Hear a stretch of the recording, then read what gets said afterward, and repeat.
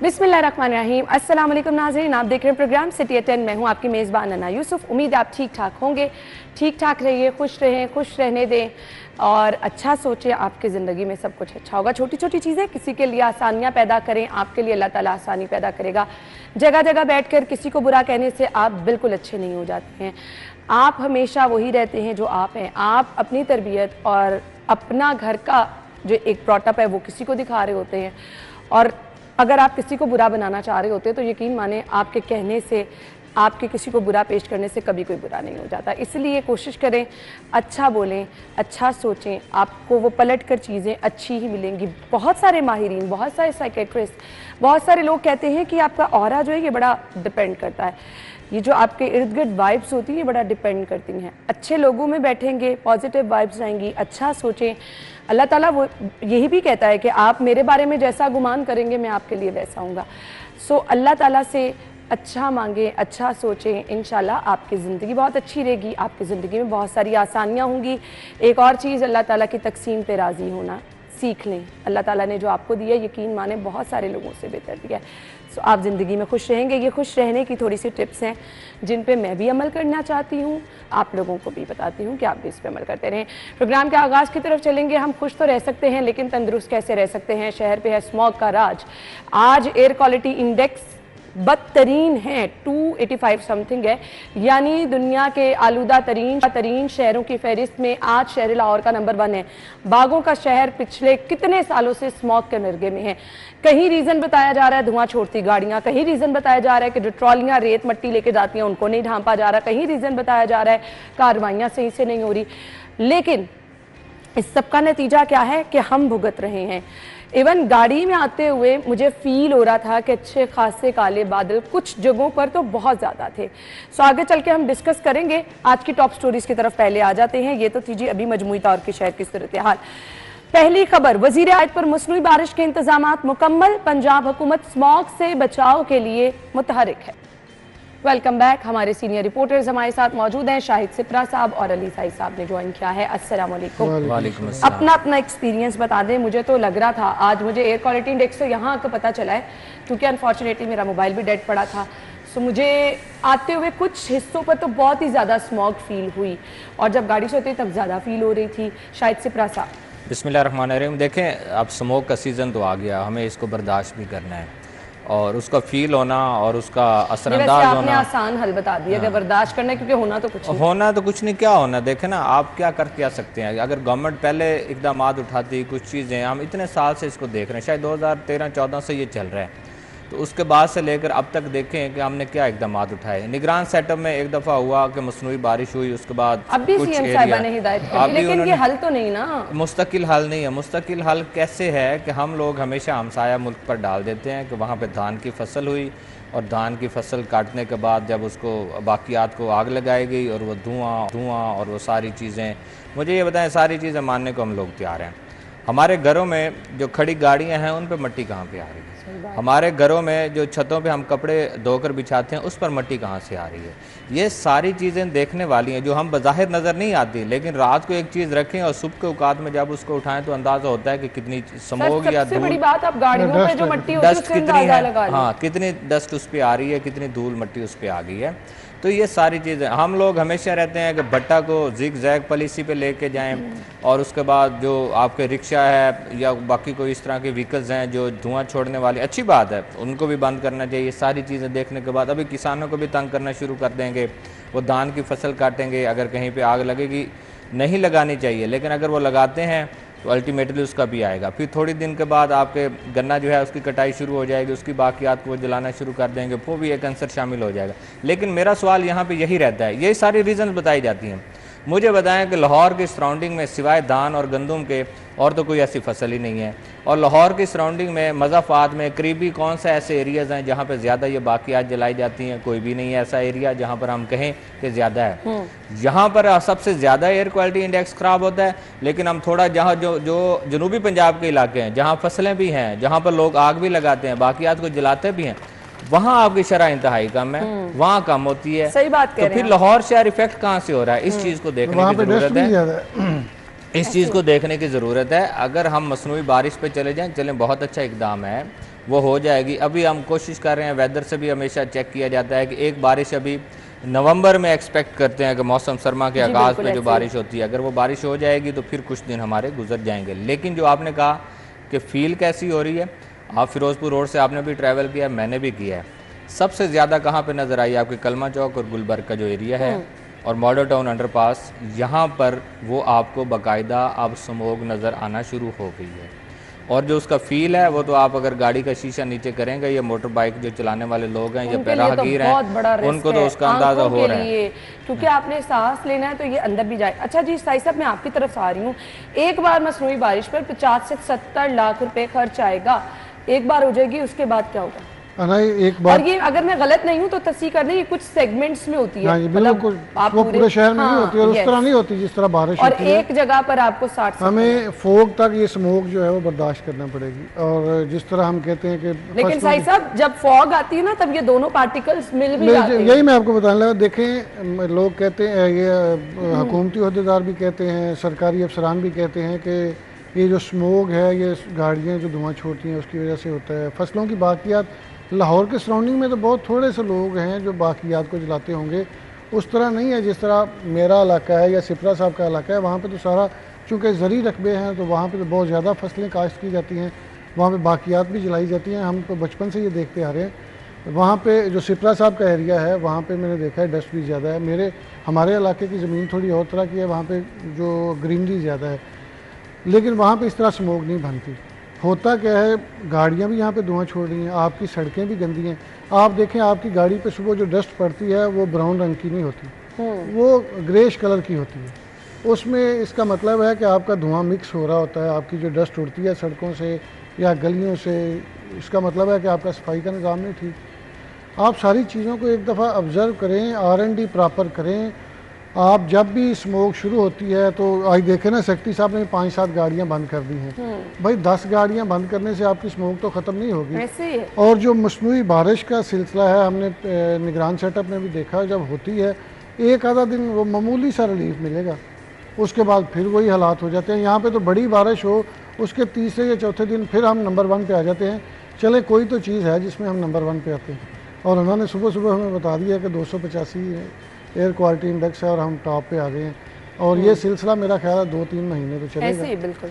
तो मेरा ख्याल है बजाय इस बात के कि आर्टिफिशियल अरेंजमेंट। अच्छा जी, कार्रवाइयां भी पैरेलल चल रही हैं, उनका भी कार्रवाइयां जिक्र पड़े करने, तो सही, नीचे पड़े खबर कितनी है। गाड़ियां बंद मैं हैं? वही आपसे पूछने लगी हूँ ना, 30 गाड़ियां जो बंद की हैं, ये सिर्फ 30 ही होंगी रोड पे? आपको पता है यहाँ पे लाखों की तादाद में गाड़ियां और में है। और रोजाना देखें ना, रोजाना एंट्री कितनी है गाड़ियों की, और आप लाख 1.5 लाख तो कंसीडर करते हैं जो एंटर होती 30 है। से ज्यादा ना हम जाते हुए ऑब्जर्व कर लेते हैं कितनी गाड़ियां 30 से ज़्यादा तो आप एक रोड पे आपके साथ चलने वाली गाड़ियां नज़र आ रही होती हैं, आपके रिक्शे, आपके वो जो बाइक्स जिनमें थोड़ा सा वो डीजल भी इस्तेमाल करते हैं, वो भी धुआं छोड़ते हैं। तो कार्रवाइयाँ तो बिल्कुल वही बात है ना। फिर हम जो कहते हैं कि सोशल मीडिया पे आप अपनी कारकर्दगी बताते हैं या मीडिया पे आप चीज़ों को अपनी हाईलाइट करते हैं कि हम बड़ा काम कर रहे हैं। अगर आप काम कर रहे होते तो हम ये टॉप पे ना आते। सही बात। देखें, इसका थोड़ा हम अगर थोड़ा आगे जाएंगे ना, अगर जिस तरह सही साहब ने जिक्र किया है कि धुंध का सीज़न आएगा, दिसंबर जनवरी तो आना ही आना है ना, दिसंबर का एंड होगा, जनवरी का आगाज़ होगा, और ऐसे में 15-20 दिन 25 दिन तो हमारे यहाँ होती है। और जो इस साइड के एरियाज़ हैं, शेखुपुरा, फिर हम क्या करेंगे, मोटरवेज को बंद करेंगे, GT रोड पे हम लोग इस तरह के इक़दाम उठाएंगे कि लोग ट्रैवल करें। फिर अल्टीमेटली स्मोक का आपके जो बिजली का तरसीली निज़ाम इफेक्ट आएगा। आपको पता है माजी में ब्रेक डाउन भी होते रहे, इस तरह मल्टीपल इश्यूज जो हैं वो आ जाएंगे स्मोक की वजह से। स्मोक, और वो जो उस वक्त मुतासरा चीज़ें होंगी, जो लोग जिससे मुतासिर होंगे, वो भी देखें ना। सेहत तो अपनी जगह पे, जो हर बंदा इससे इफेक्ट होगा, लेकिन बाकी हमारी जो सोशल लाइफ है, बाकी जो चीज़ें चल रही हैं, वो भी इससे इफेक्ट हो अच्छा, रही कुछ हैं। रीजन में एक चीज ये भी है, फारहान की खबर है, पाबंदी नजरअंदाज, मट्टी रेट की ट्रॉलियां बगैर तरपाल रवांदवा, तरपाल डाल के क्या हो जाएगा? वो कितने ये तो तब उड़ती है इससे कुछ जब आपकी हवा आंधी चल रही हो। वैसे मट्टी से क्या उड़ रहा होता है? वो मट्टी तो वैसे ही जब आप खोदते हैं तो थोड़ी नमी उसमें होती है, वो तो गीली गीली होती है, रेत खुश्क होती है। आपने कभी रेत देखा के है? जरे रेत तो उस तरह उड़ते उड़ती नहीं है, रेत के जरे तो गिर जाते हैं गिर ना। जाते रेत हैं। तो इस ये तरह- तो सारे बहाने हैं। बस मसला ये, मैं आज भी हम देख रहे थे, मैं और शिप्रा साहब इकट्ठे ही जब हाल में दाखिल हुए हैं तो काफ़ी सारे लोगों ने मास्क इस्तेमाल कर रहे हैं। ऐसे ही है, मेरे दफ्तर में खास से लोगों को पहने फ्लू देखा बढ़ है। रहा है, आपके गले की बीमारियां बढ़ रही हैं, आंखों की बीमारियां जो हैं वो बढ़ रही हैं। ये बहुत सारे इश्यूज हैं जो इस स्मोक के साथ आते हैं। लेकिन मसला ये है कि अब साहब इक़्तिदार जो हैं वो किस तरह इस चीज़ों को टैकल करते हैं। मसनूई बारिश अगर 70-80 लाख की है, वो इतनी महंगी तो नहीं है।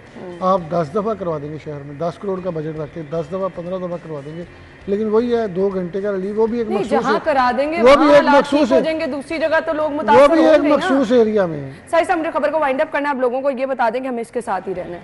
देखिए, इस सीजन में भी ये ख्वाब नहीं शर्मिंदा है ताबीर होगा कि जान छूटेगी। देखें, मैं तो कहता हूँ कि इस तरह के ठोस इक़दाम हमने कभी उठाए ही नहीं हैं कि इस चीज़ से बचा जा सके, और आज तक मेरे ख्याल में आपके जो डिपार्टमेंट्स हैं वो रीज़न भी नहीं दरियाफ्त कर सके कि इसकी तो रीज़न वजह क्या है है कि हम यहाँ पे ये भी स्टैंड कर रहे हैं। अभी हमें चलना है जी एक अपडेट की तरफ। कज़ाफ़ी स्टेडियम अपग्रेडेशन मंसूबा काम में तेज़ी आ चुकी है जी।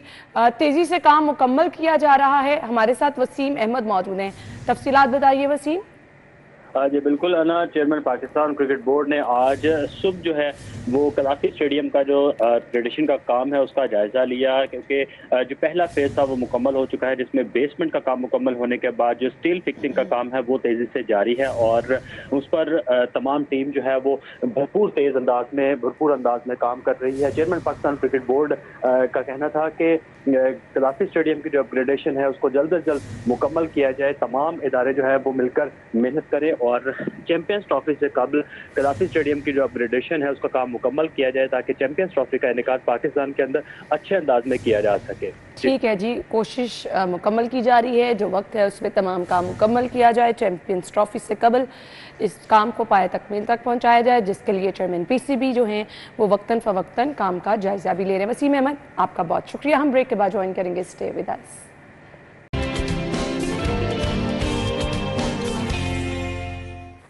प्रोग्राम में आपको खुश आमदीद कहेंगे। हमारे पास खबर है जी, शहर में 170 रिहायशी कॉलोनियाँ गैर कानूनी होने का इंकशाफ। कौन सा बड़ा इंकशाफ हुआ है साई साहब?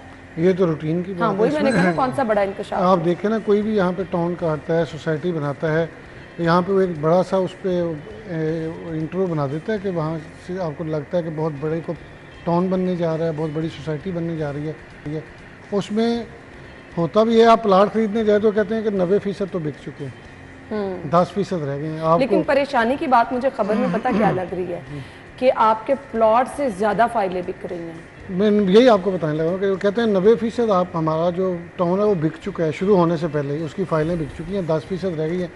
वो बंदे को इस तरह झांसे में लेते हैं कि आप कहते हैं ये तो बड़ी अट्रैक्टिव ऐसी सोसाइटी है, यहाँ पे पता नहीं कौन कौन सी सहूलियात है, फॉरेन सारे प्लॉट, और यहाँ पे बड़ी बड़ी सोसाइटियों में अभी तक बिजली के इशू चल रहे हैं, पानी के इशू चल रहे हैं, गैस के इशू चल रहे हैं, सीवरेज का सिस्टम नहीं है, और फिर वहाँ पे बिजली भी अप्रूव नहीं होती, इसके बावजूद वहाँ पे घर बनना शुरू हो जाते हैं और एक ही कनेक्शन पे चल रहे होते हैं। फिर सिपरा साहब को बताया कि बाद में किस तरह लोग जलील होते हैं। मेरी अपनी जिस जगह पे रह रहा हूँ वहाँ बहुत थोड़े से घर हैं, लेकिन वो मैंने कुछ कोशिश करके 2 साल में वहाँ पे बिजली के कनेक्शन करवा के दिए।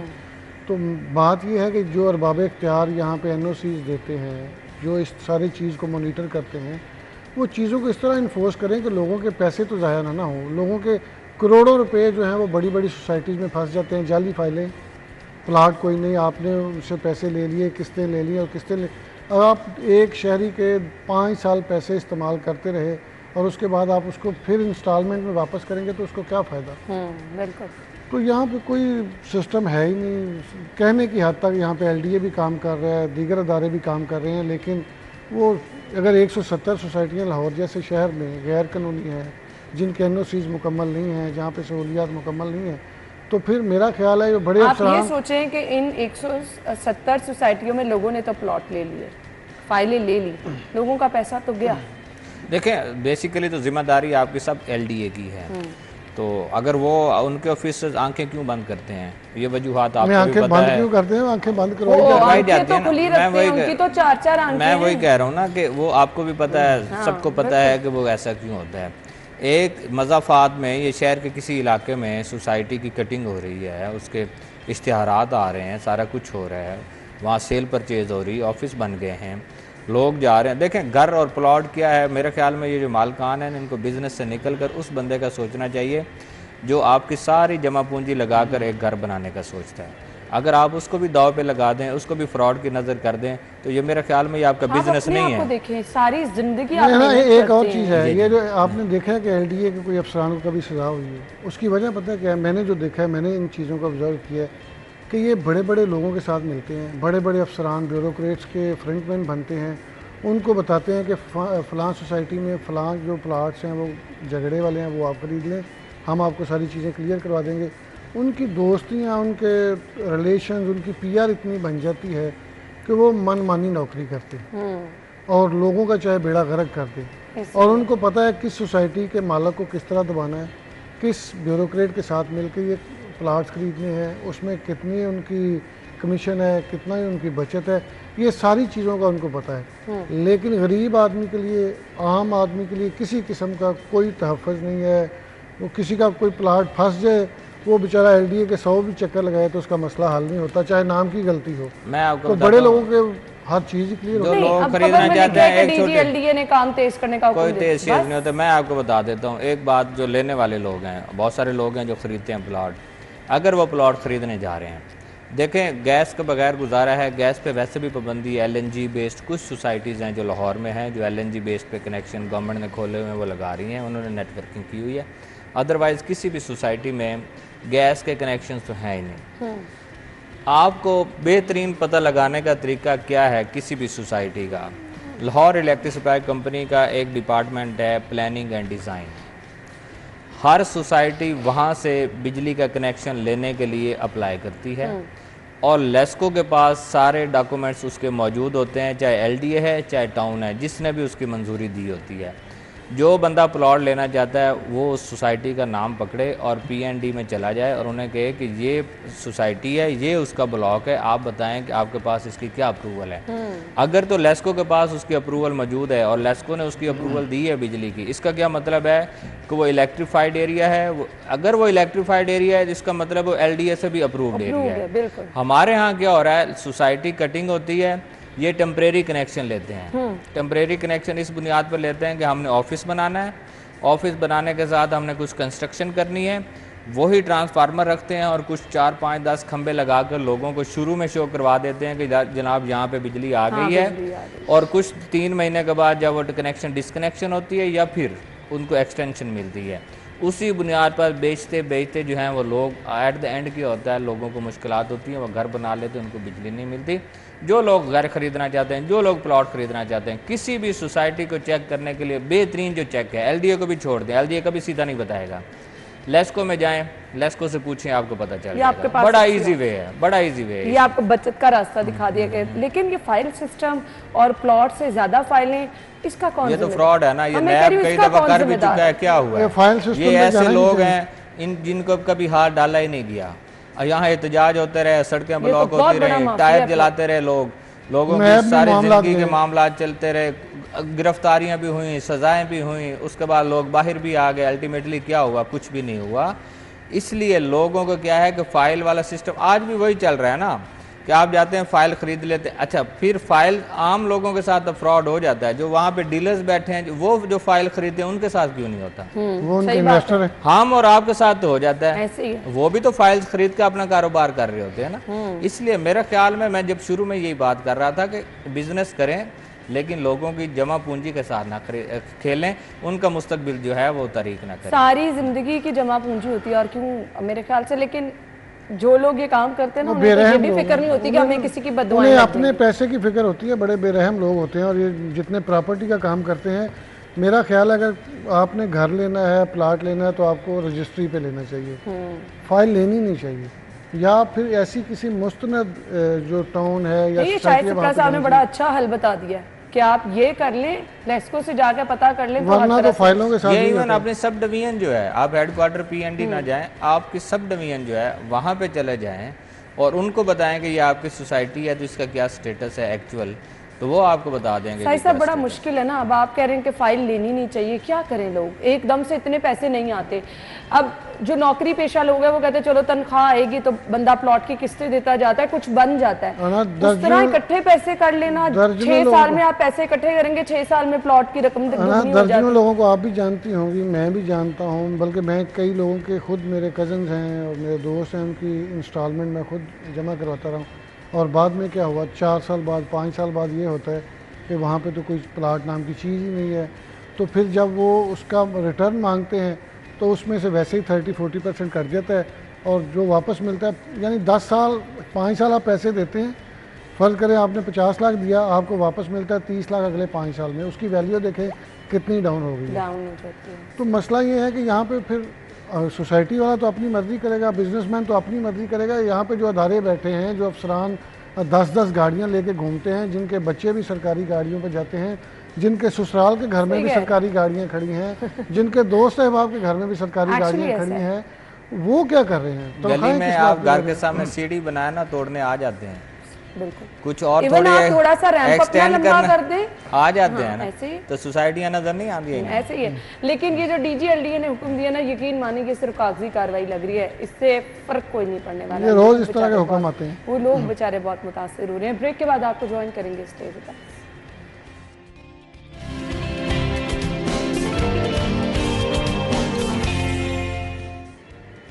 Welcome back once again. So CM साहिबा की ज़ेर सदारत इजलास हुआ है जी। सूबाई अथॉरिटीज़ के क़याम के लिए कानून साजी का फैसला किया गया है। अच्छा जी, करने क्या जा रहे हैं? Development, water and sanitation, horticulture authority बनाने की मंजूरी दी गई है। पीएचए, वासा, ये लोग क्या इंतजाम देख नहीं पा रहे हैं जो ये आगे से अथॉरिटीज़ बनाने की मंजूरी दी गई? मेरे ख्याल में एहतसाब करें इनका तो सब चीज़ें ठीक हो जाएंगी। ये आप अथॉरिटीज़ बनाएं, फिर मराद बढ़ेंगी, फिर आपको गाड़ियाँ अच्छी मिल जाएंगी, वहाँ पर मुलाजिम ऑफिस मिलेंगी, सैलरीज बढ़ जाएंगी, करेंगे, वो सारी चीज़ें हो जाएंगी। नवाजा तो नहीं चाह रहा लोगों को? देखें, पॉलिटिकली होता भी है, लेकिन इतना नहीं होता कि आप नवाज रहे हो। बेसिकली ये चीज़ें बनानी तो आवाम के फलाह के लिए होती हैं, ताकि इस तरह की चीज़ें बनाने के बाद मनसूबाबंदी की जाए और लोगों की फलाह के लिए इस तरह के इक़दाम उठाए जाएँ और प्रोजेक्ट्स लॉन्च किए जाएँ जिससे बराह रास्त आवाम को फ़ायदा हो। अगर हम सैनिटेशन पे चले जाएं तो आप देख लें क्या चीज़ होगी, अगर आप हॉर्टिकल्चर पे चले जाएंगे तो फिर आपको क्या होगी। ये सारी चीज़ें बेसिकली पहले एग्जिस्ट कर रही हैं, आपके सिस्टम में मौजूद है ना। उसके बावजूद नई कानून साजी क्या करने जा रही है, हम पे जा रही होगी कानून कहीं इस तरह की ना होने जा रही हो कि हमें पकड़ लें। पिछले दिनों एक सर्वे भी चल रहा था वासा का कि हर घर से बिल मांग रहे थे।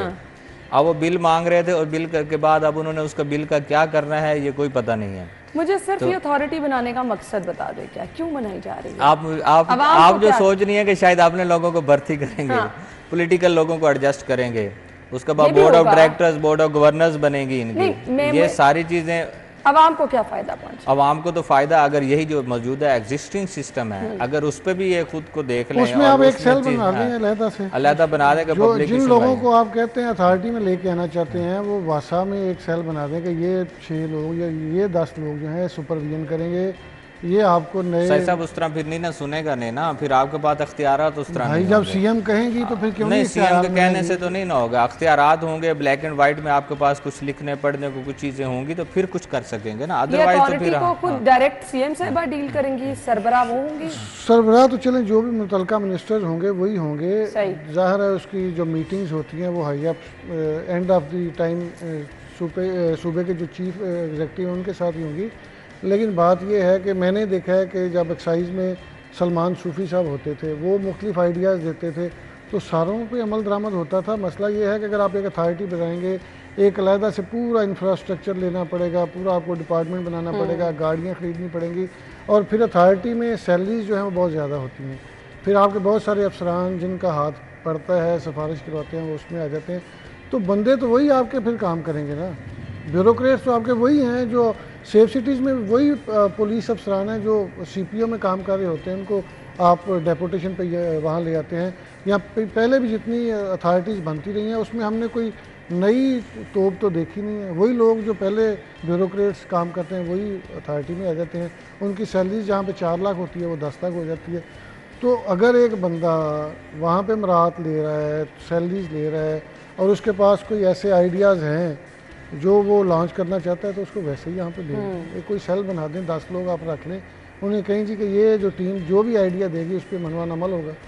अगर आप पूरा इस तरह अथॉरिटी बना रही हैं तो ज़ाहिर है उस पर अखराजात तो कई गुना बढ़ जाएंगे। साहिब साहब चलें, वो भी अगर हो जाए ना, अगर बेहतरी आना शुरू हो जाए, आवाम को बेहतरी आ रही है। सिपरा साहब जिस तरह बता रहे हैं कि वो बिल वगैरह इकट्ठे कर रहे हैं, मैं सिपरा साहब के भी दोस्त हैं, मेरे भी दोस्त हैं।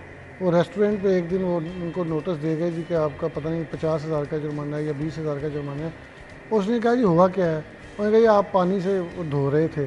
तो उसने कहा ना धोएं तो फूड अथॉरिटी वाले कहते हैं कि जुर्माना करना है, गंदा रेस्टोरेंट, धोएं तो आप कह रहे हैं कि ये आप किधर जाए।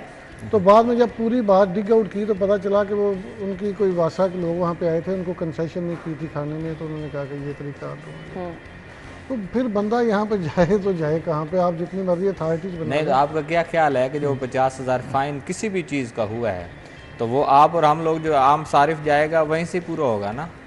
तो ये बेसिकली आपका बिजनेसमैन या कारोबारी तबका या ताजर बरादरी को ये आपके डिपार्टमेंट से ही नहीं, पहले ये उनको मजबूर करते हैं, उनको अच्छे से कारोबार करने दें तो फिर नहीं होता। लेकिन जब आप उनको मजबूर करते, अब ये अगर डिस्काउंट नहीं मिला तो आपका कहाँ लिखा हुआ है कि वासा को डिस्काउंट मिले या किसी और डिपार्टमेंट को डिस्काउंट मिले? ये तो कहीं भी नहीं लिखा। कारोबार है, आपको नहीं अच्छा लगा, रेट से पसंद नहीं, आप ना खाना खाएं वहां से, आप खाना भी खाएं। हाँ, तो उसके बाद फिर इस तरह की कार्रवाइयाँ करें। बेसिकली फेलियर जो होता है डिपार्टमेंट्स का ये छोटे मुलाजमीन ही करते हैं। एक ऐसा भी वाकया हुआ था कि किसी एक नाका लग गया किसी रेस्टोरेंट्स के सामने, यह नाका क्यों लगा जी? पता चला जी हम लोग खाना खाने आए थे तो हमें इन्होंने खाने का नहीं पूछा, हम सारा दिन यहाँ नाका लगा के खड़े रहे। फिर इस तरह के जब इकदाम होंगे, इस तरह के आपके डिपार्टमेंट्स काम करेंगे तो फिर कैसे होगा? अगर आप वार्डन को वहाँ पे खाना नहीं देते तो फिर वहाँ पे आपको वो बाहर जो पार्किंग होती है वो भी नहीं करने देते। ऊपर बस निकल एक सवाल का जवाब दे शाइस्ता साहब, स्ट्रीट लाइट सोलर पर मुंतकिली के ये पहले भी हुई हुई हैं और शहर में बहुत सारी ऐसी हैं जो सोलर सिस्टम पे रहे। क्यों नहीं कर सकते हम सारा? बड़े आसानी से कर सकते हैं। देखिए 1 प्लेट या 2 प्लेट ही लगनी है ना, सारा दिन चार्ज होगी, रात में उसको बैटरी लगाएं और उसके साथ उसको चलाएं। आपके सिग्नल्स भी हो सकते हैं, इवन जो आपके सिग्नल्स हैं ये भी हो सकते हैं। सोलर पे तो वैसे ही आजकल लोग जा रहे हैं और इस वक्त जो रेट है, और अब तो अच्छा खासा सस्ता, मैं कहता हूँ कि अच्छा खासा क्या है, इससे सस्ती तो फिर वो क्या कहते हैं खामोशी क्या होती है, इससे सस्ता तो शायद हो। तो अभी क्योंकि वो विंटर आ गया है, सर्दी आ गई है, लोग उसकी तरफ कम राग़िब हैं, लेकिन बिजली के बिल जिस तरफ जा रहे हैं और बाकी चीज़ें जिस तरह जा रही हैं, देखें सोलर अगर स्ट्रीट लाइट पे चले जाते हैं तो स्ट्रीट लाइट के जो करोड़ों रुपए TMA को अदा करना पड़ते हैं या डिस्ट्रिक्ट गवर्नमेंट देती है वो बच जाएंगे, आपका रेवेन्यू बचेगा। तो इस तरह के इकदाम अगर CM साहिबा करना चाह रही हैं तो हम उसको अप्रिशिएट भी करें, वो तो बड़ी अच्छी चीज़ है। लेकिन अथॉरिटीज़ और बोर्ड ऑफ गवर्नर्स और बोर्ड ऑफ डायरेक्टर्स बनाकर आप लोगों को ओब्लाइज करें या अपने लोगों को लाएं और उनको मुराद दें तो फिर आप ये कर भी लें, लेकिन जो असल मकसद है ये बनाने का जो आपने बेहतरी लेकर वो कर लें। ना एक चीज़ है, देखें कि जब निगरान सेटअप था तो आपको पता है कि बिजली का जब वो मैचेस के दौरान वो लाइट्स लगाते थे, करोड़ों रुपए की उसमें करप्शन होती है। तो आपके जो मुतलका लोग हैं वो क्यों चाहेंगे कि PCB अपनी लाइट्स खरीद लें? क्यों वो चाहेंगे? एक एक ठेकेदार जो है वो 10-10 करोड़ रुपए सिर्फ रिश्वत देता है पूरा उसका कॉन्ट्रैक्ट लेने के लिए।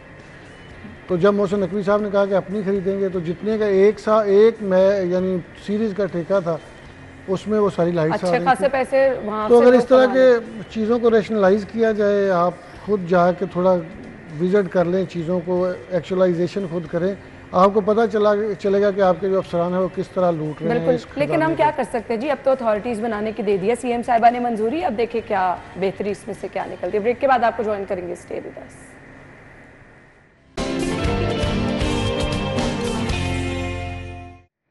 Welcome back. अभी एक अपडेट आप तक पहुंचानी है। खबर ये है जी, ICC बोर्ड ऑफ डायरेक्टर्स का इजलास आज दुबई में होने जा रहा है, जिसकी तमाम तर तैयारियां मुकम्मल कर ली गई हैं। अहम खबर आपके साथ शेयर कर रहे हैं जी, ICC बोर्ड ऑफ डायरेक्टर्स का इजलास आज दुबई में होने जा रहा है, जिसकी तमाम तर तैयारियां मुकम्मल कर ली है। Chairman Pakistan cricket board Mohsin Naqvi Dubai रवाना हो चुके हैं। इजलास में शिरकत के लिए दुबई रवाना हो चुके हैं। Mohsin Naqvi ICC board of directors के इजलास में शिरकत करेंगे। वसीम अहमद ने ज्वाइन किया है। वसीम, खबर की तफसीलात। जी बिल्कुल, चेयरमैन पाकिस्तान क्रिकेट बोर्ड आज ICC के दुबई में होने वाले इजलास में शिरकत के लिए रवाना हो गए हैं। Chairman Pakistan cricket board ICC के बोर्ड ऑफ डायरेक्टर्स में शिरकत करेंगे। उसमें चेयरमैन पाकिस्तान क्रिकेट बोर्ड जो है पाकिस्तान में होने वाली चैंपियंस ट्रॉफी के हवाले से भी तैयारियों के हवाले से ब्रीफिंग देंगे और ICC बोर्ड हुकाम को चैंपियंस ट्रॉफी के इनेकाद के हवाले से उनकी तैयारियों के हवाले से बोर्ड हुकाम को अपने एतमाद में लेंगे। ठीक है जी, तैयारियों के हवाले से उनको एतमाद में भी लिया जाएगा। इजलास में शिरकत के लिए चेयरमैन PCB मोहसिन नकवी रवाना हो चुके हैं दुबई। अच्छा जी, हमारे पास खबर ये है, मजिस्ट्रेट को सख्त कार्रवाई का हुक्म, महंगी रोटी बेचने पर DC बरहम है। ये मजिस्ट्रेट अगर काम कर ले तो मेरे ख्याल से महंगी रोटी बेची ना जाए। अली साई साहब ना ये देखें, DC साहब बरहम तो हो ही गए अल्लाह अल्लाह करके। पिछले तकरीबन हर मंडे को हम ये खबर तो डिस्कस करते ही हैं कि डीसी साहब क्या कर रहे हैं। खुद DC सीएम साहब साहिबा कहते ने हैं- ये मामला उठाया, खुद सीएम शाहिद साहबा ने सुप्रा साहब तो भी कह रहे खुद थे सीएम साहिबा नहीं अना ये रोटी की खुद कीमत सीएम चेक करने नहीं गई, कह साहबा रहे और जब मिनिस्टर थे बिलाल यासीन मिनिस्टर फूड, ये जब एक्टिव थे तो तब रोटी की कीमतें, नान की कीमतें मुस्तहकम थी। ये तब हुई जब सीएम साहिबा खुद और पहुंची उनको जब ये लगा कि अब चीज़ें ठीक हो गई हैं, सिस्टम जो बन गया है, अब डीसी एसी जो हैं वो चेक करेंगे, तो जब भी ये बात, फिर वही बात है कि ब्यूरोक्रेसी भी आती है, फिर वो तो कमरों से मुश्किल से निकलते हैं ना। एक खुद बड़े अफसर मुझे बताते हैं कि जो अफसर पेंट कोट पहन के टाई लगा के 2 घंटे की तैयारी के बाद दफ्तर आता है, वो काम करने के लिए थोड़ा, वो तो इंजॉय करने के लिए आता है, और उसने जो CSS को पास किया है वो उसके मज़े लेता है। वो आवाम को सर्व करने के लिए थोड़ा आता है। उन्होंने कहा जो आवाम को सर्व करते हैं ऐसा ही सर, ये तो है आप 4-5 साल मेहनत कर लें, बाद में पूरी जिंदगी आप एंजॉय करते हैं। अच्छा तो अब लाइफस्टाइल DC साहब ने गुजारना। देखे बरहमी दिखाई है तकरीबन 2-3 माह बाद। कब से हर हफ्ते हम ये खबर देते हैं, बल्कि हर रोज़ ये खबर आती है कि रोटी महंगी बिक रही है, नान महंगा बिक रहा है। मैं भी खरीदता हूँ, आप भी खरीदते हैं। किसी जगह पे जो गवर्नमेंट के अच्छा, रेट्स हैं महंगे उसके के मुताबिक साथ नहीं साथ मिलती। एक चीज जो मैंने हर जगह ऑब्जर्व किया ना, वेट वाला बड़ा इशू है। ज़ाहिर है वो वेट, वो रोटी आपकी बिल्कुल अकड़ जाती है, वो खाने के काबिल ही नहीं होती है। कहीं जब तो आप- बहुत अच्छी आपको रोटी नान मिल जाता है, कहीं जाएं तो बिल्कुल ही वो तो दरमियान जहाँ से से रोटी या नान जहाँ से बहुत अच्छी मिलती है वहाँ पे रेट भी अच्छा है। है। नो डाउट बिल्कुल आटे की कीमतें, आप गंदम की कीमतें जो हैं वो आधे बिल्कुल 50% हो चुकी हैं। ये शिप्रा साहब को भी पता है, मुझे भी पता है, चूँकि हमने वो सारी सेल भी की है, अभी भी लोगों के पास पड़ी हुई है जो इस बात का इंतज़ार कर रहे हैं शायद रेट बढ़ जाएंगे। तो अगर गंदम का रेट 50% डिक्रीज़ हो गया है, आटे की कीमतें कम हो गई हैं बड़े लेवल पे, तो इसके बावजूद अगर गवर्नमेंट इस पर अमल दरामद नहीं करवा रही है तो ये बड़ी ज़्यादती है। हर काम सीएम ने थोड़ा करना है। देखें, पहले तो जो आप लोग जिक्र कर रहे हैं कि CSS करते हैं और उसके बाद आ जाते हैं, मेरा तो बड़ा आसान सा इसका हल है कि जहाँ ऑफिसर लिखा होता है ना, वहाँ गवर्नमेंट सर्वेंट कर दें। जो इनके साथ कॉन्ट्रैक्ट साइन होता है वो गवर्नमेंट सर्वेंट का होता है।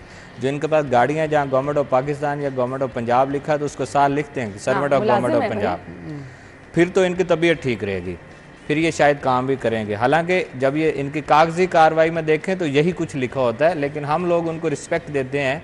बेसिकली हमारे लिए, आवाम के लिए इनको रखा होता है कि उनको सर्व करें। अगर सर्व नहीं करेंगे, जिस तरह ये बता रहे हैं कि 2-3 घंटे की तैयारी के बाद आके बैठ जाएंगे, और मौसम जून जुलाई भी चल रहा हो तो आपने टाई और कोट पहनो और उसके बाद AC चल रहा हो तो फिर तो चीज़ें उनकी गाड़ियाँ, उनके दफ्तर। अब बात कर लेते हैं हम रोटी पे। घंटा पहले ही स्टार्ट चल जाता है। अब आ जाते हैं हम लोग रोटी की तरफ। मेरे ख्याल में ये तंदूर मालकान को भी आप खुद ख्याल करना चाहिए कि आपको कितनी सस्ती गंदम वो जो मिली। सबसे बड़ी रीजन आप गैस की बताते हैं ना, कि सबसे गैस की कीमत सस्ता भी है। सस्ता रेट है, गंदम जो है उसका रेट तो इंतहाई कम है। आज भी अगर गंदम का रेट है तो 2000 भी फी मन के हिसाब से लेने को कोई तैयार नहीं है। इस वक्त ही इंतहाई कम है। देखें, गंदम का रेट जब बहुत ज़्यादा कम हो गया, आटे का थैला और उसका बैग जो है वो इसकी कीमत इंतहाई कम हो गई, तो उसके बाद इनको भी चाहिए कि ये गवर्नमेंट अगर उन्होंने कुछ किया है, जैसे भी हुई गंदम की कीमत का, हम उसकी तरफ नहीं जाते, लेकिन बराह रास्त उसका फ़ायदा तो किसको हुआ? आवाम को हुआ ना, बिल्कुल लोगों को हुआ, जो सार्फिन है उनको हुआ। तो मेरे ख्याल में गवर्नमेंट अपनी जगह पे है, लेकिन तंदूर मालकान जो है उनको भी थोड़ा ख्याल करने की ज़रूरत है। अब आ जाते हैं कि DC साहब बरहम है। DC साहब बरहम हुए तो उन्होंने कार्रवाई क्या की? किसी को पकड़ा, किसी को शोकाज दिया, किसी को सस्पेंड किया, किसी को कोई सज़ा सुनाई? नहीं। अखबार की हद तक बरहमी का कोई फ़ायदा नहीं है। अखबार में खबर छप जाए, TV पे हेडलाइन चल जाएगी, जो DC साहब बहुत सख्त नाराज़ हैं, बहुत बरहम हुए हैं कि रोटी क्यों नहीं इस रेट पे बिक रही। ठीक है, खबर चलनी भी चाहिए, अगर आप कुछ अच्छा कर रहे हैं उसको चलना भी चाहिए, लेकिन इस बरहमी लफ्ज़ से नीचे इम्पैक्ट नहीं आएगा। नीचे इम्पैक्ट उससे आएगा जब आप किसी को मिसाल बनाएंगे। कभी वही ना, आप कहीं पे किसी को सील करें, कहीं जुर्माना करें, कोई सजा हो, तब तो किसी को नहीं, फर्क पड़ेगा। आप लोगों को तो सील करके पकड़ लेंगे। आप रेस्टोरेंट या होटल को भी बंद कर देंगे, तंदूर को भी बंद कर देंगे, लेकिन जो जिम्मेदार है उसको छोड़ देंगे। बिल्कुल ऐसे ही है। आप उसकी तनख्वाह बंद करें ना, हाँ, बिल्कुल। उसका पेट्रोल बंद करें, उसकी स्लिप्स रोकें ना, उससे PSO कार्ड वापस या कोई भी कार्ड है उसके पास फ्यूल का वापस लें ना, उसको पता चलेगा किस तरह चीज़ें चलती हैं। बिल्कुल है, सही है। ये तो हल है। अगली खबर की तरफ आ जाएं जी। इंसदाद तजावुज़ात मुहिम, कमिश्नर को करियाना यूनियन की ताउन की यकीन दहानी। शायद सिप्रा साहब तजावुज़ात तो नहीं मुकड़ियां, जो मर्जी कर लो। तुसी गल नहीं मुकाती। हाँ, वो तो ऐसी तो पता नहीं कितने साल दूं। वो मैं तो हमेशा कहता हूँ कि एक आप उठाएंगे तो हम हमदर्दी की तरफ आ जाएंगे कि रेडियां और जो ठेले हैं उठा मेरे लिए पास हैं। 30 सेकंड है, यहाँ बात खत्म हो गई है कि नहीं खत्म होनी, बात खत्म कर दें। शायद सॉरी, अली साई नहीं, साहब? खत्म हो ही नहीं सकती। हर दुकानदार ने आगे छोटी छोटी अपनी असली प्रोग्राम खत्म कर देने है तो नहीं खत्म हो सकता। थैंक यू सो मच जी। हमने जाना ब्रेक की तरफ, हेडलाइंस होगी, फिर शो में आपको दोबारा से ज्वाइन करेंगे। Stay with us.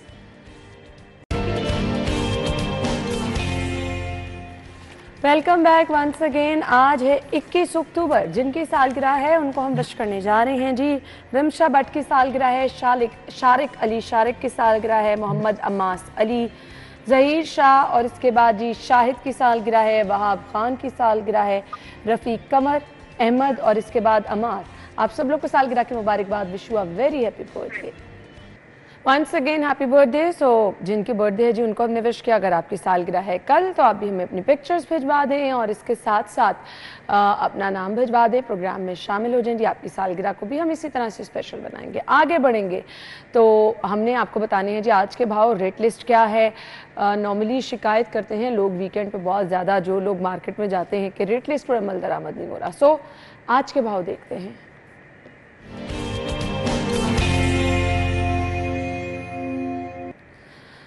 Open market में मौजूद है हमारी रिपोर्टर अफशान। लेकिन अक्सर ये होता है, लोग कहते हैं जी आपने जो रेट बताए थे 1-2 रुपए का फ़र्क होता है, और ये हमारा कसूर नहीं है, ये इंतज़ामिया का कसूर है। हम आपको सिर्फ आइडिया देने के लिए बताते हैं कि जी आज के रेट ये हैं।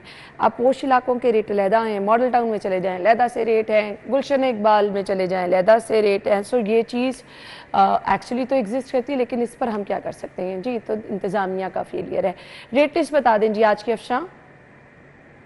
ना ओपन मार्केट में आज भी सब्जियों के दाम जो है वो चढ़े हुए हैं, और सबसे ज़्यादा कीमत जिस सब्ज़ी की चढ़ी हुई है वो टमाटर है। टमाटर की कीमत ओपन मार्केट में बहुत ज़्यादा बताई जा रही है, जबकि सरकारी रेट लिस्ट में उसकी कीमत बहुत मिनिमम सी है। लेकिन यहाँ बाज़ार में जो उसकी कीमत इतनी ज़्यादा है कि शहरियों ने सर पकड़ लिया है। ओपन मार्केट में उसकी कीमत जो है 100 रुपये, कुछ 140 रुपये की बताई जा रही है, लेकिन यहाँ बाज़ार में जो है ये 700-800 रुपये का बेचा जा रहा है, जो कि बहुत ज़्यादा है। आलू की सरकारी कीमत 80 रुपये है, लेकिन ये 130 रुपये में फ़रोख्त किया जा रहा है। प्याज की सरकारी कीमत 140 है, लेकिन ये भी अपनी कीमत के बरक्स 180 में फ़रोख्त किया जा रहा है। अदरक की सरकारी कीमत 190 है, लेकिन ये भी अपनी कीमत के बरक्स जो है 400 से लेके 1200 रुपये तक भी फ़रोख्त किया जा रहा है। यही मटरों की बात कर ली जाए तो 280 रुपये इनकी कीमत है, लेकिन 300 रुपये तक ये फ़रोख्त किए जा रहे हैं। शिमला मिर्च की सरकारी कीमत 250 है, लेकिन ये भी अपनी कीमत के बरक्स 300 रुपये तक फ़रोख्त किए जाएंगे।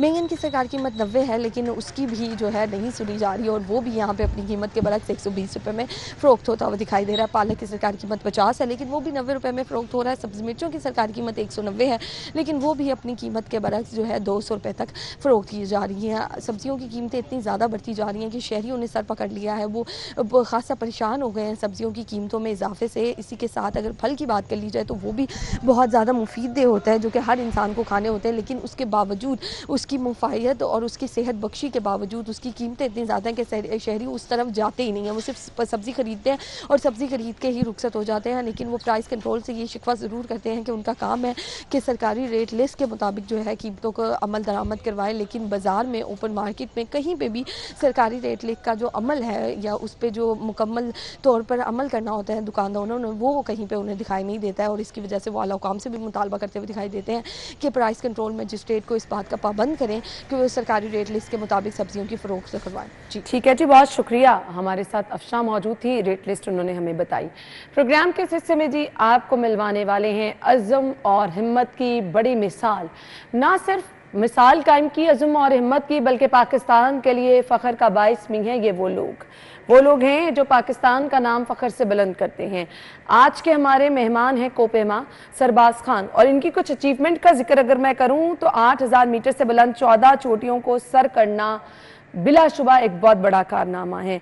और सबसे बड़ा कारनामा ये है जी, बगैर ऑक्सीजन के 12 चोटियां इन्होंने सर की, और पाकिस्तान के ये वाहिद शख्स हैं जिन्होंने ये कारनामा सर अंजाम दिया। 2017 में अपने सफ़र का आगाज़ किया, 2024 में नया रिकॉर्ड कायम किया। तमाम बुलंद तरीन 14 चोटियां सर करने वाले ये हैं पाकिस्तानी। सो हम सरबाज खान को अपने प्रोग्राम में वेलकम कहेंगे। अस्सलाम वालेकुम सरबाज खान। अस्सलाम वालेकुम। वालेकुम अस्सलाम। थैंक यू सो मच, आपके वक्त का बहुत बहुत शुक्रिया। माशाल्लाह से बिलाशुबा आप वो लोग हैं जो कि हम सबके लिए, पाकिस्तान के लिए फ़ख्र हैं। 2017 में आपने सफ़र का आगाज़ किया, किस तरह से आगाज़ किया, क्या सोचा? जो बिलाशुबा ये बड़ा मुश्किल काम है और बगैर ऑक्सीजन के मैं तो बहुत ही ज़्यादा हैरान भी हूँ, परेशान भी हूँ कि आपने कैसे कर दिखाया। बिस्मिल्लाहिर्रहमानिर्रहीम। सबसे पहले तो थैंक यू कि मुझे यहाँ पे अपना एक्सपीरियंस शेयर करने का मौका दिया। तो 2017 में मैंने अपना मिशन समिट 14 का, जब मैंने नंगा पर्वत दुनिया की पहली ऑटम एसेंट हमने 2 अक्टूबर को अली भाई जो कि विंटर एक्सपेडिशन में उसकी डेथ हुई, मोहम्मद अली साहब पारा के साथ मुझे क्लाइंबिंग का मौका मिला 2017 में। और क्योंकि मिशन 14 में नंगा पर्वत ऐसा पीक है जिसको आखिर में यानी 12वां 13वां या लास्ट पीक के तौर पे क्लाइम करते हैं, लेकिन अल्हम्दुलिल्लाह मैंने पहला ही पीक मैंने किलर माउंटेन नंगा पर्वत की, तो मैंने एक मिशन अनाउंस की, मिशन समिट 14। क्योंकि दुनिया में बहुत कम ही लोग हैं, लाइक उस वक्त तो बहुत कम थे, कोई 20-25 थे जो मिशन 14 जिन्होंने कंप्लीट की थी। तो पाकिस्तान में भी किसी ने नहीं की थी, अली भाई लीड कर रहे थे उस वक्त 4-5 पीक्स करके। तो मेरा सबसे मुश्किल पीक जो मिशन 14 में है उसको क्लाइम करने के बाद मुझे हौसला आया और मैंने एक मिशन समिट 14 के नाम से अनाउंस की। और अल्हम्दुलिल्लाह 2024 4 अक्टूबर को ये पाकिस्तान का नाम भी उन कंट्रीज में उनका शुमार हुआ जो कि 14 मिशन, क्योंकि पाकिस्तान में 5 पीक्स है जो मिशन 14 के 5 पीक्स, नंगा पर्वत के 2, ब्रॉड पीक जीवन G2। तो हमारे लिए एक वो भी बनता था, चैलेंज भी बनता था कि हमारे पास पीक्स है लेकिन हमारे पास कोई मिशन समिट 14 का कोई भी क्लाइंबर नहीं है। तो अल्हम्दुलिल्लाह मैं बहुत ज्यादा आपने वो भी कर दिखाया, लेकिन मुझे ये बताएं बगैर ऑक्सीजन के ये कैसे आपने कर दिखाया? कैसा था एक्सपीरियंस? क्या महसूस किया आपने उस टाइम? क्या सिचुएशन थी जो आपको फेस करना पड़ी? अल्हम्दुलिल्लाह, क्योंकि 2017 में जो पहला मेरा मिशन समिट 14 का पहला पीक था वो मैंने विदाउट ऑक्सीजन की।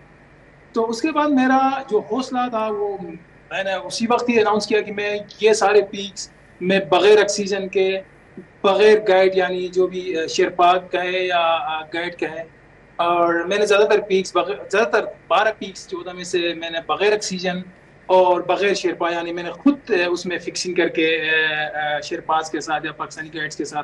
तो ये एक बड़ा अल्पाइनिज्म में यानी हमारा जो लैंग्वेज है उसमें एक यानी बहुत वो आखिर क्लाइंबिंग समझी जाती है। तो अल्हम्दुलिल्लाह क्योंकि दुनिया में अभी कोई 18 से 19 लोग हैं जो विदाउट ऑक्सीजन क्लाइंब किया है, तो मेरा 2 पीक्स रहते हैं अभी भी बगैर ऑक्सीजन के।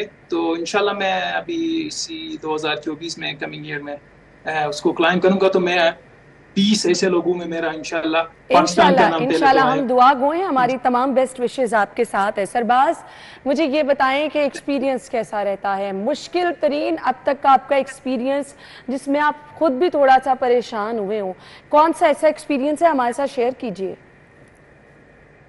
एक्सपीरियंस हर पीक में एक अलग उसके टेरेन है, उसके अलग डिफिकल्टी लेवल है, लेकिन ऑफ कोर्स K2 और नंगा पर्वत मोस्ट डिफिकल्ट माउंटेन्स जो मैंने दुनिया के 14 पीक्स क्लाइम किए। इवन मैंने एवरेस्ट को रिपीट क्लाइम की इस साल, जो मैंने 2021 में भी क्लाइम किया था, लेकिन नियर द समिट ज़्यादा विंड चलने की वजह से मैंने ऑक्सीजन खाया था। तो मैंने इस साल रिपीट भी किया माउंट एवरेस्ट जो कि दुनिया का पहला हाईएस्ट पीक है। उसके बाद मैंने K2 3 दफ़ा की।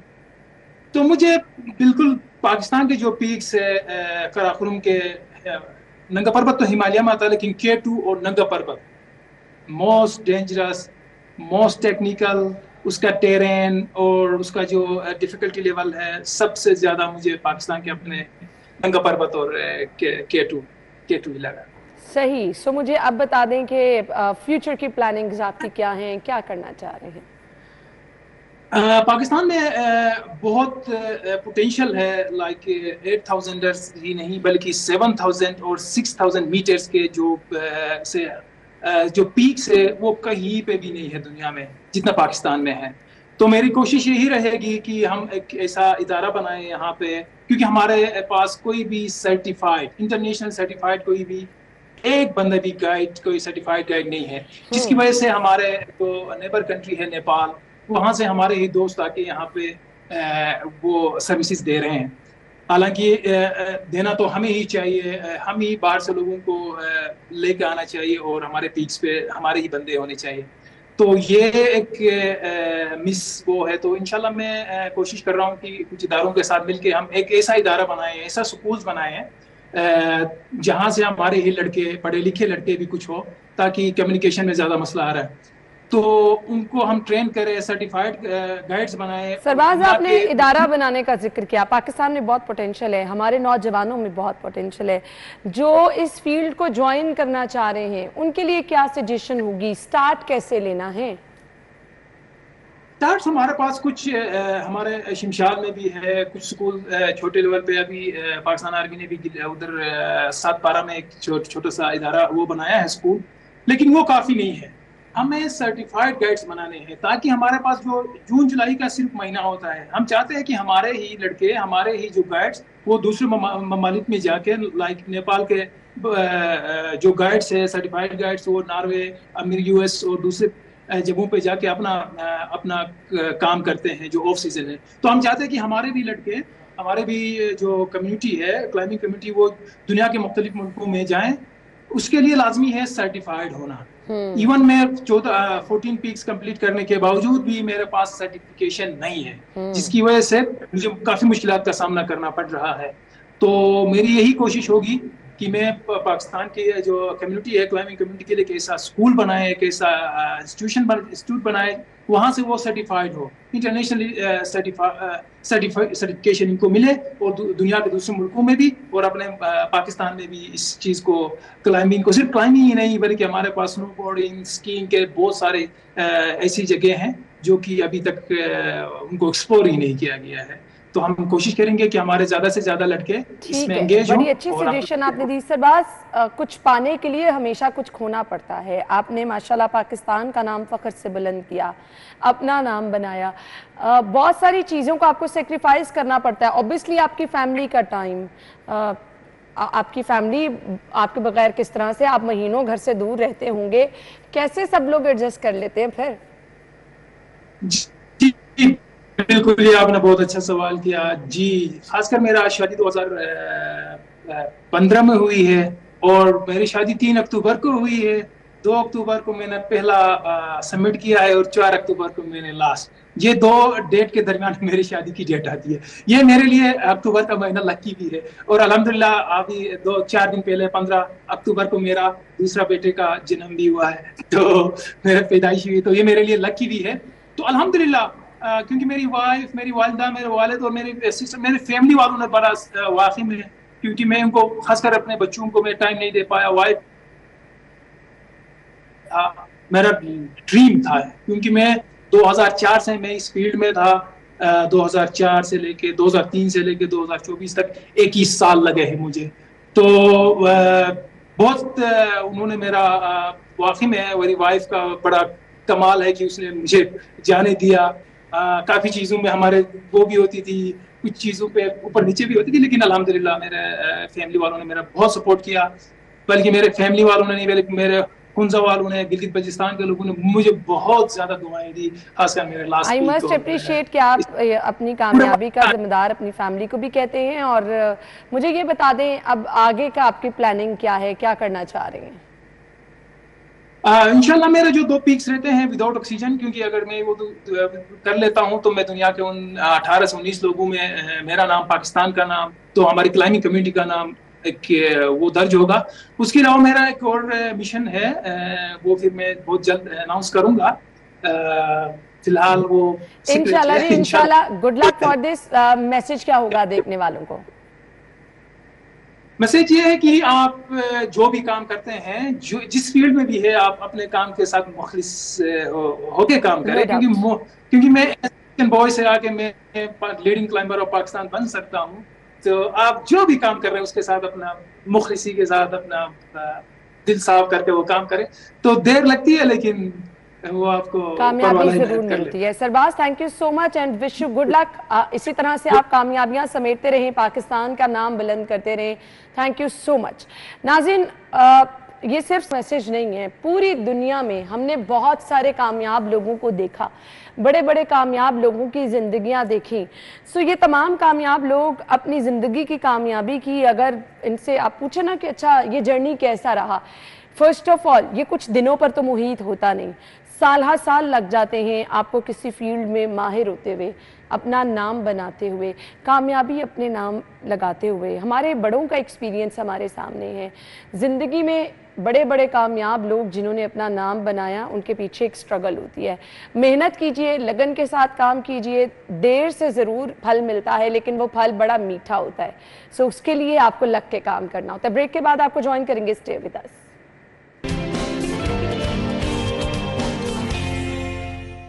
Welcome back once again. बागों का शहर, और इस बागों के शहर को खूबसूरत बनाने में बहुत बड़ा हाथ हमेशा से हमने देखा है पीएचए का। चेयरमैन पीएचए जिन्होंने अब से कुछ ही देर पहले अपने ओहदे का चार्ज संभाला, वो क्या क्या इनिशिएटिव लेना चाह रहे हैं इस बागों के शहर को, जहाँ पे हम देख रहे हैं स्मॉग नज़र आ रही है, फल पौधे अब उस तरह से हमें फूल पौधे नज़र नहीं आ रहे हैं। अब बहुत बड़ा चैलेंज भी है, बहुत सारी चीज़ें जिनको ठीक भी करना है, और कितने दरख्त लगाने का टारगेट है शहर के बागों की सूरत हाल को बेहतर करने के लिए, वो कितने एक्टिव नज़र आ रहे हैं। जी हमारे मेहमान हमारे साथ मौजूद हैं, चेयरमैन पीएचए गजाली सलीम भट्ट साहब, उन्हें अपने प्रोग्राम में वेलकम कहेंगे। अस्सलाम वालेकुम सर। अस्सलाम वालेकुम। Thank you so much. सबसे पहले तो बहुत बहुत मुबारकबाद, अभी नया चार्ज आपने संभाला है, कैसा देख रहे हैं पीएचए को आप? बिस्मिल्लाहिर्रहमानिर्रहीम। देखिए, पीएचए एक ऐसा अदारा है जिससे आप लाहौर को मज़ीद खूबसूरत कर सकते हैं, और उसको खूबसूरत करने में मेरे यहाँ पर चार्ज लेने से पहले काफ़ी बेहतर काम हुए हैं। जो बात सही मानने वाली है वो माननी चाहिए कि हमारे जो डीजी साहब हैं उन्होंने अच्छा काम किया, लेकिन मैं समझता हूँ कि उनकी टीम में अभी भी कुछ इस तरह के लोग हैं जो हमारे किए हुए काम को ख़राब करते हैं।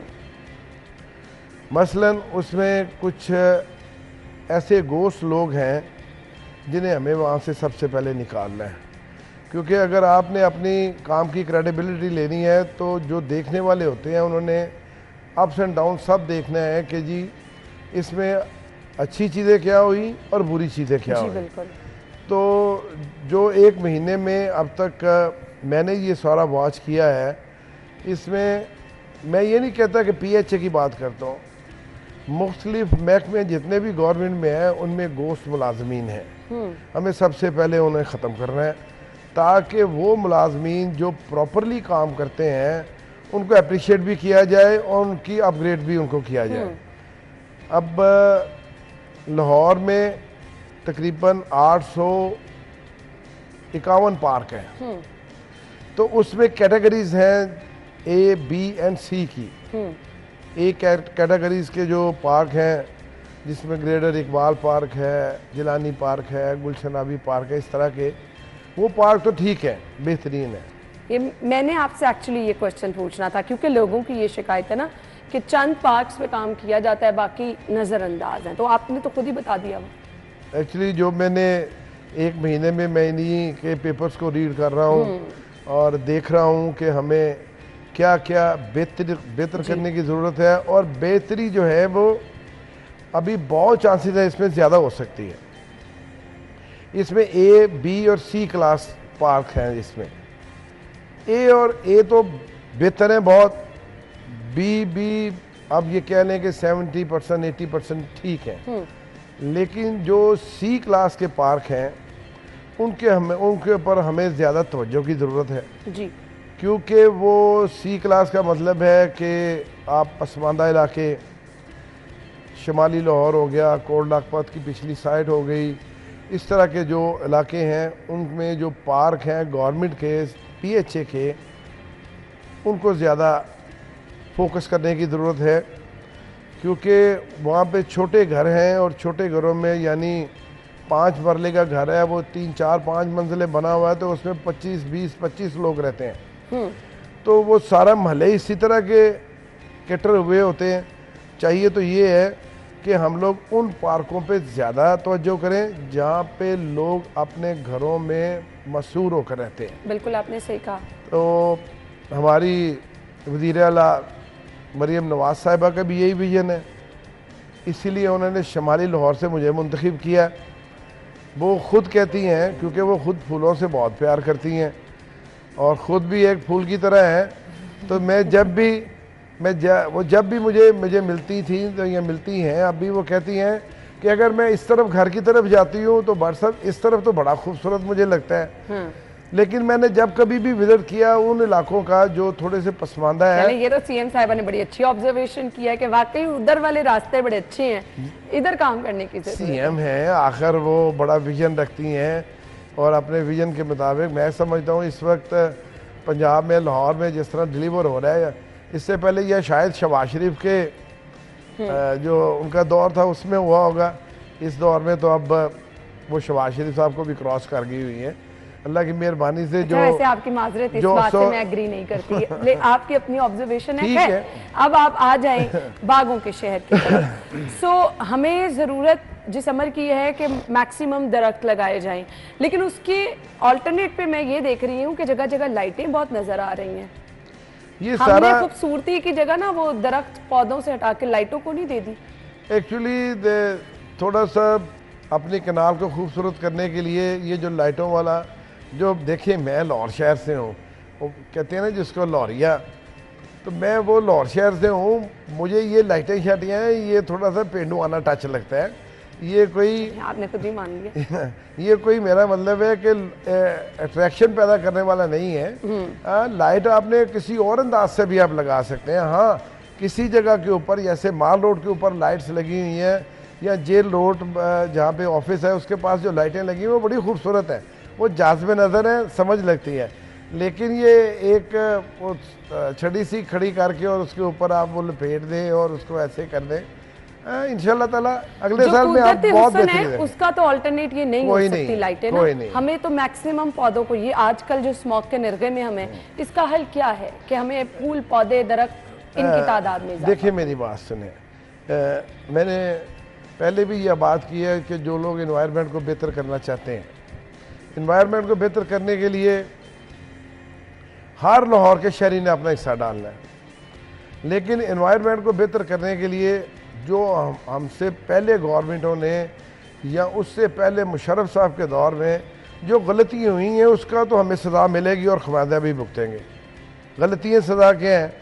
गलतियाँ ये हैं, मैं एक इंडस्ट्री का मालिक हूँ, मेरी इंडस्ट्री में 250-300 लोग काम करते हैं। सही। मेरा इदारा इस तरह का था कि मुझे अपने इदारे पे जाते हुए ना बड़ी खुशी महसूस होती थी। ख़ास तौर पर जब मेरी मिल चलती थी तो मैं बड़ा हैप्पी होता था, बड़ी अच्छा लगता था देखने में, जब आप स्टील को किसी आकार में बदल रहे होते हैं। तो अब मैं कभी अपनी मिल पे जाता हूँ तो मैं मिल पे नहीं जाता, मैं सीधा अपने ऑफिस में घुस जाता हूँ और वहाँ पे पहले सबसे ये पहले कहता हूँ इसकी यार सफाई करो, ये सफाई ठीक नहीं है। हमें इन्वायरमेंट में सबसे ज़्यादा डेंट जो डाला है ना, वो जब हमने अपनी इंडस्ट्री को ट्रांसफ़र कर दिया गैस से लोकल मटेरियल की तरफ। एग्री। जिसमें आप टायर का ऑयल, टायर का बुरादा और लकड़ी और फर्नेस ऑयल, जबकि इससे पहले सिर्फ और सिर्फ गैस चलती थी जब हम लोग अपनी मिलों को चलाते थे और प्रोडक्शन भी अच्छी आती थी और एनवायरनमेंट बिल्कुल क्लियर रहता था जी। ये मेरा ख्याल है आज से 30 साल 40 साल पहले भी फसलें इसी तरह काटी जाती थी, इसी तरह स्मोक उनका होता था, लेकिन ये स्मोक पूरे सिटी और शहर में नहीं बस बढ़ जाता बिल्कुल था। ऐसा ही। ये एक्चुअली ये पोजीशन है कि हमें डिस्करेज किस तरह करना है। ये टायर वालों, टायर के ऑयल को और टायर के बुरादे को क्यों इंपोर्ट करने देते हैं हम लोग इनको? बिल्कुल सही। क्यों? इसलिए इंपोर्ट करने देते हैं कि इसके बगैर अब हमारी इंडस्ट्री चल नहीं सकती। अगर हमारा गैस के ऊपर 10,000 रुपये पर टन का कॉस्ट आती है, तो अगर ये चीज़ें चलाएंगे तो ये 5,000 रुपये टन के ऊपर आती है। तो हर आदमी ने, मेरी 30 टन 40 टन की प्रोडक्शन है डेली की, तो मैं 30-40 टन को अगर 5,000 के साथ ज़रब करूँगा तो मैं तो मार्केट को कम्पीट ही नहीं कर सकता। ऐसे ही है। इसलिए हमें इस एनवायरनमेंट को बेहतर करने के लिए हर आदमी ने किरदार अदा करना है, लेकिन सबसे पहले हमें उन चीज़ों को बंद करना है जिसकी वजह से ये सारा इन्वायरमेंट का। और ये इनिशिएटिव हम सबको मिलकर लेना होगा, ये किसी एक आधे बंदे के, किसी एक इंडिविजुअल के ठीक करने से नहीं होगा, ये सब लोगों को इसमें मिलकर ताउन करना होगा। गजाली भट्ट साहब हमारे साथ मौजूद है, मुझे ब्रेक का कहा जा रहा है, ब्रेक के बाद ज्वाइन करेंगे stay with us.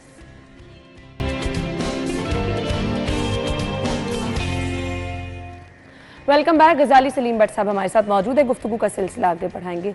Racecourse park को निकाल दें, गुलशन इकबाल पार्क को निकाल दें, आजकल मैं वैसे वहाँ पर भी जा रही हूँ, इसके अलावा ग्रेटर इकबाल पार्क, जो बाकी पार्क्स हैं वहाँ पर लोग कहते हैं कि जी झूले ख़राब हैं, सफाई का इंतज़ाम नहीं है। शाम को अक्सर ये होता है लोग अपनी फैमिली के साथ, आजकल तो आपको पता मौसम कुछ बेहतर हो गया तो लोग बाहर से निकलते बच्चे खेल लेते हैं, लेकिन शिकायत ये है कि सफाई के इंतजाम नहीं, अच्छे तरीके से घास वगैरह की कटिंग नहीं होती है। सो इसमें बेहतरी कब लेकर आई जाएगी, क्या प्लान है इसका?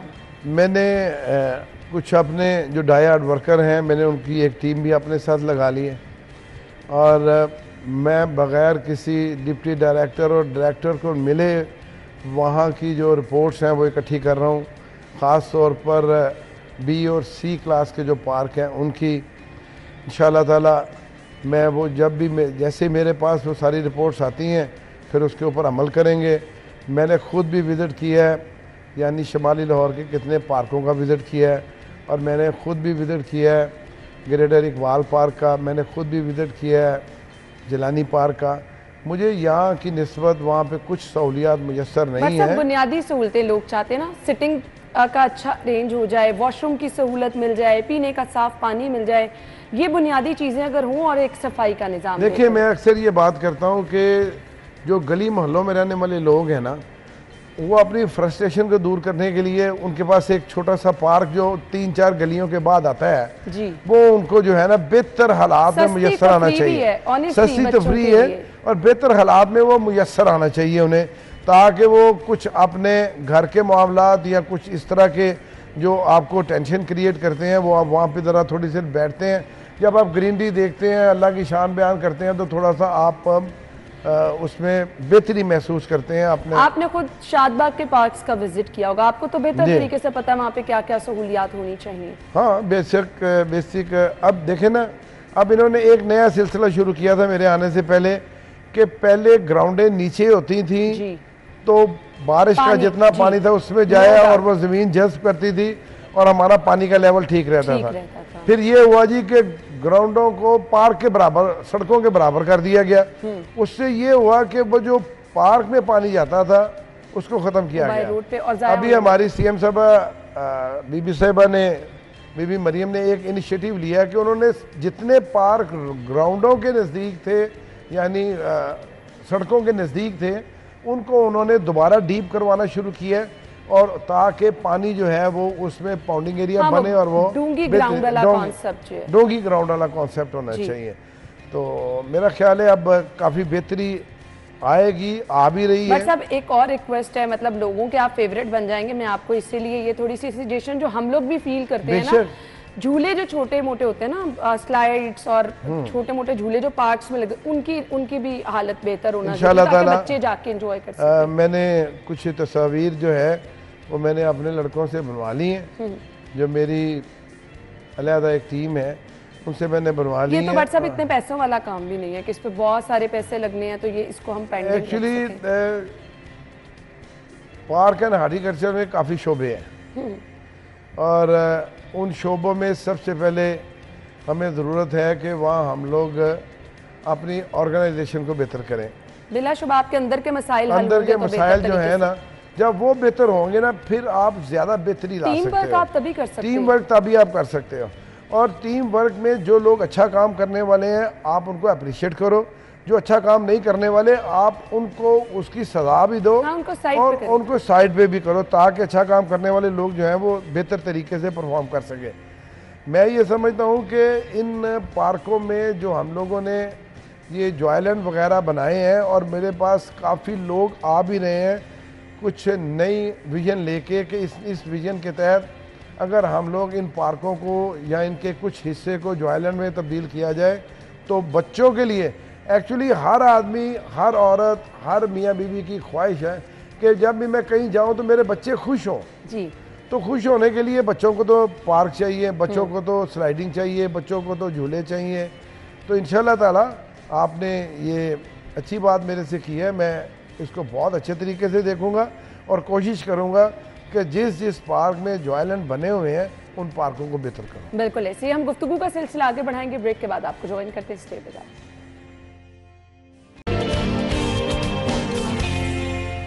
Welcome back once again. Ghazali Saleem Bhatt साहब हमारे साथ मौजूद हैं, गुफ्तगू का सिलसिला आगे बढ़ाएंगे। बड़ा अच्छा पॉइंट आपने रेस किया था कि सीएम साहिबा ने कहा कि पार्क्स का जितना भी लेवल है वो ज़मीन से नीचे किया जाए।